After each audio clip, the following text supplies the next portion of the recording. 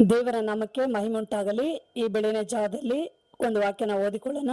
ಯೋಹನ ಸುವಾರ್ತೆ 1:9. ನಿಜವಾದ ಬೆಳಕು ಲೋಕಕ್ಕೆ ಬರುವುದಾಗಿತ್ತು. ಆ ಬೆಳಕು ಪ್ರತಿ ಮನುಷ್ಯನಿಗೂ ಬೆಳಕನ್ನು ಕೊಡುವಂಥದ್ದು. ಹಲ್ಲೆಲೂಯಾ. ಪ್ರಿಯರೇ, ಬೆಳಗಿನ ಜಾವದಲ್ಲಿ ದೇವರ ವಾಕ್ಯ ಏನು ಹೇಳುತ್ತಂದ್ರೆ, ನಿಜವಾದ ಬೆಳಕು ಲೋಕಕ್ಕೆ ಬರುವುದಾಗಿತ್ತು.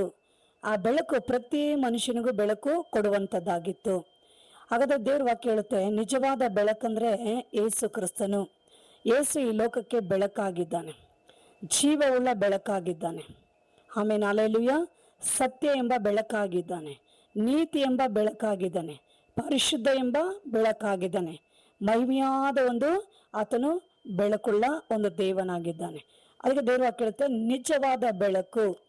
ಹಾಗಾದ್ರೆ ನಿಜವಾದ ಬೆಳಕಂದ್ರೆ ಸುಳ್ಳಾದ ಬೆಳಕು ಇರುತ್ತೆ. ಸುಳ್ಳಾದ ಬೆಳಕಂದ್ರೆ ಸೈತಾನು ಆ ಬೆಳಕಿನ ರೂಪದಲ್ಲಿ ಇಡೀ ಲೋಕದ ಜನಗಳನ್ನ ವಂಚಿಸಿಕೊಂಡಿದ್ದಾನೆ. ನಾನೇ ದೇವ್ರು ಅಂದ್ಕೊಂಡು ಆ ಬೆಳಕಿನ ವೇಷದಲ್ಲಿ, ಆ ಬೆಳಕಿನ ರೂಪದಲ್ಲಿ ಈ ಭೂಮಿ ಮೇಲಿರುವಂಥ ಎಲ್ಲ ಮಕ್ಕಳನ್ನ ಅವನು ಏನು ಮಾಡಿಕೊಂಡಿದ್ದಾನಂದ್ರೆ, ನಾನೇ ದೇವರೆಂದು ಹೇಳಿಕೊಂಡು ಅನೇಕರಿಗೆ ಪವಾಡಗಳನ್ನ ತೋರಿಸಿಕೊಂಡು ಅನೇಕರನ್ನ ಇವತ್ತು ಸೈತಾನು ಏನು ಮಾಡಿದ್ದಾನೆ, ಭೂಮಿಯಲ್ಲಿ ಸಾಂಗ್ಯ ಸಂಪ್ರದಾಯ ಮೂಢ ನಂಬಿಕೆಗಳಲ್ಲಿ ಅಲ್ವಾ, ಈ ಥರ ಮೂರ್ಖತನಗಳಲ್ಲಿ ಎಷ್ಟೋ ವಿಧವಾದ ಸುಳ್ಳಾದ ಕಾರ್ಯಗಳಲ್ಲಿ ಸೈತಾನು ಜನಾಂಗಗಳನ್ನು ವಂಚಿಸಿ ಮರುಳುಗೊಳಿಸಿದ್ದಾನೆ. ಆದರೆ ದೇವ್ರ ವಾಕ್ಯ ಹೇಳುತ್ತೆ, ನಿಜವಾದ ಬೆಳಕು ಹಾಗೆ ಎಲ್ಲರ ಹೃದಯಗಳಲ್ಲಿ, ಎಲ್ಲರ ಜೀವಿತಗಳಲ್ಲಿ ಆ ಸುಳ್ಳಾದ ಬೆಳಕು ಸೈತಾನು ಈ ರೀತಿಯಾಗಿ ನಂಬಿಸಿ ಮೋಸ ಮಾಡಿ ವಂಚಿಸಿ ಬಿಟ್ಟಿದ್ದಾನೆ. ಆಗ ನಿಜವಾದ ಬೆಳಕಾಗಿರುವ ಯೇಸುನ ಯಾರೆಲ್ಲ ನಂಬ್ತಾರೋ, ಯಾರೆಲ್ಲ ಅವ್ರ ಬಗ್ಗೆ ಕೇಳಿ ನಂಬಿ ದೇವರ ಬಳಿಗೆ ಬರ್ತಾರೋ ಅವರ ಜೀವಿತಗಳನ್ನ ದೇವರು ಬೆಳಕಾಗಿ ಮಾರ್ಪಡಿಸ್ಬಿಡ್ತಾನೆ.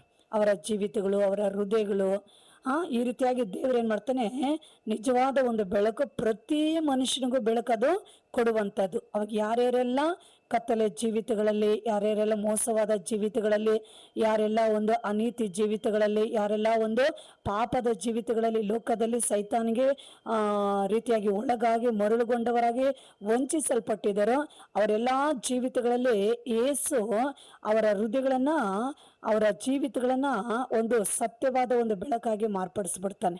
ನಿಜವಾದ ಬೆಳಕಾಗಿ ಮಾರ್ಪಡಿಸ್ಬಿಡ್ತಾನೆ.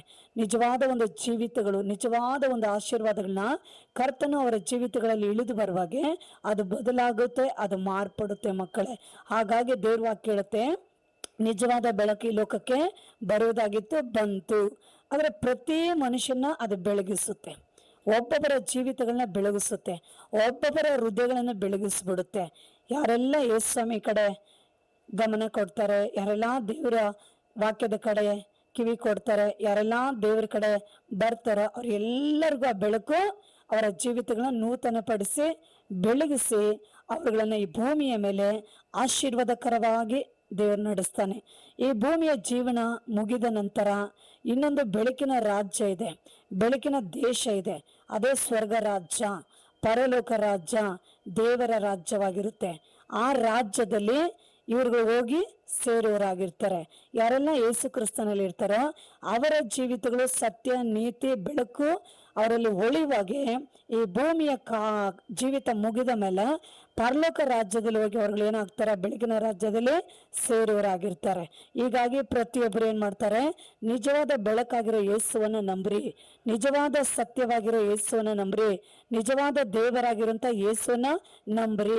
ಈ ಲೋಕದ ಕಾರ್ಯಗಳನ್ನ, ಈ ಲೋಕದ ಕಲಾಚಾರಗಳನ್ನ, ಈ ಮನುಷ್ಯನು ಕೊಡುವಂಥ ಸಕಲ ವಿಧವಾದ ಕಾರ್ಯಗಳು, ಸೈತಾನ್ ತೋರಿಸುವ ಅನೇಕ ಕಾರ್ಯಗಳನ್ನ ಜನಗಳು ಅದನ್ನ ನಂಬೋದನ್ನ ಬಿಟ್ಟು, ಅದನ್ನ ಕೇಳೋದನ್ನ ಬಿಟ್ಟು, ಅದರಲ್ಲಿ ವಂಚಿಸಲ್ಪಡೋದನ್ನ ಬಿಟ್ಟು ಅದ್ರ ಕಡೆ ಅವರು ಹೋಗದೆ ದೇವರ ಕಡೆ ನೀವು ತಿರುಗಿಕೊಂಡರೆ ಆ ನಿಜವಾದ ಬೆಳಕಾಗಿರೋ ಯೇಸು ಕ್ರಿಸ್ತನು ಎಲ್ಲರ ಜೀವಿತಗಳಲ್ಲಿ ಇಳಿದು ಬರೋಗೆ ಅವರ ಜೀವಿತಗಳು ನೂತನವಾಗುತ್ತೆ, ಅವರ ಜೀವಿತಗಳು ಹೊಸದಾಗುತ್ತೆ, ಅವರ ಬದುಕು ಬಹಳ ಬಂಗಾರವಾಗುತ್ತೆ.